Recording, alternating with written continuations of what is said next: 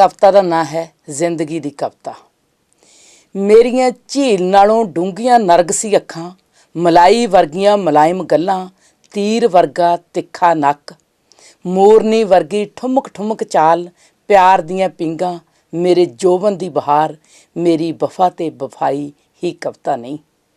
कविता औरत तो शुरू हो ਉਹਦੇ ਸਾਪਣ ਤੇ ਹੀ ਖਤਮ ਨਹੀਂ ਹੁੰਦੀ, ਨਾ ਹੀ ਖਤਮ ਹੁੰਦੀ ਹੈ ਸਿਰਫ ਔਰਤ ਤੇ। ਇਹ ਤਾਂ ਸ਼ੁਰੂ ਹੁੰਦੀ ਹੈ ਜ਼ਿੰਦਗੀ ਤੋਂ। ਜ਼ਿੰਦਗੀ ਦੇ ਪੰਨੇ ਪਲਟਦਿਆਂ ਰਹਿੰਦੀ ਹੈ ਯੁੱਗਾਂ ਤੀਕ, ਪੀੜ੍ਹੀ ਦਰ ਪੀੜ੍ਹੀ। ਮੇਰੀਆਂ ਕਾਲੀਆਂ ਸੋਨੇ ਰੰਗੀਆਂ ਜ਼ੁਲਫਾਂ ਹੀ ਕਵਿਤਾ ਨਹੀਂ, ਜਟੂਰੀਆਂ ਬਣ ਉਹਨਾਂ ਵਿੱਚ ਜੰਮੀ ਧੁੱਦਲ ਵੀ ਕਵਿਤਾ ਹੈ।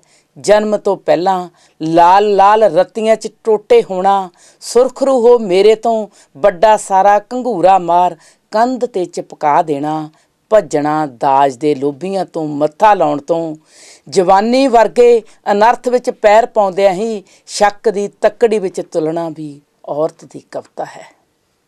ਸਮਾਜ ਦੇ ਤਿੱਖੇ ਤੀਰਾਂ ਨਾਲ ਵਿੰਨੀ, ਮਸਟੰਡਿਆਂ ਦੀ ਬਲਾਤਕਾਰੀ ਦੀ ਸ਼ਿਕਾਰ, ਬਾਜਾਂ ਦੀਆਂ ਚੁੰਝਾਂ ਨਾਲ ਝਰੀਟੇ ਜ਼ਖਮਾਂ ਨੂੰ ਰਾਤ ਬਰਾਤੇ ਅਲੋਸਣਾ, ਕੱਲ ਮਕੱਲੇ ਰੋਣਾ ਤੇ ਬਾਪ ਦੀ ਗਰੀਬੀ ਨੂੰ ਕੋਸਣਾ ਵੀ ਔਰਤ ਦੀ ਕਵਿਤਾ ਹੈ।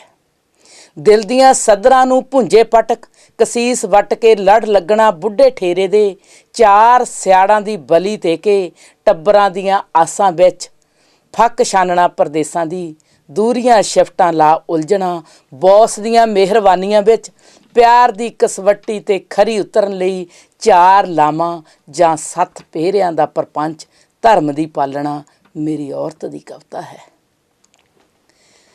ਪਹਿਲੇ ਜਣੇਪੇ ਦੀਆਂ ਅਸਹਿ ਪੀੜਾਂ ਦਾ ਅਨੁਭਵ, ਬੱਚਿਆਂ ਦੀਆਂ ਕਲਕਾਰੀਆਂ ਵਿੱਚ ਮੰਤਰ ਮੁਗਧ, ਬਾਰ ਦੇਣਾ ਆਪਾ ਉਹਨਾਂ ਦੇ ਪਾਲਣ ਪੋਸ਼ਣ ਵਿੱਚ, ਮੇਰੇ ਮੱਥੇ ਦੀਆਂ ਝੁਰੜੀਆਂ, ਗਹਿਰੀ ਚਿੰਤਾ 'ਚ ਡੁੱਬਿਆ ਮਨ, ਉਲਝਣਾਂ 'ਚੋਂ ਨਿਕਲਣ ਦੀ ਜੱਦੋ ਜਹਿਦ ਵੀ ਔਰਤ ਦੀ ਕਵਿਤਾ ਹੈ।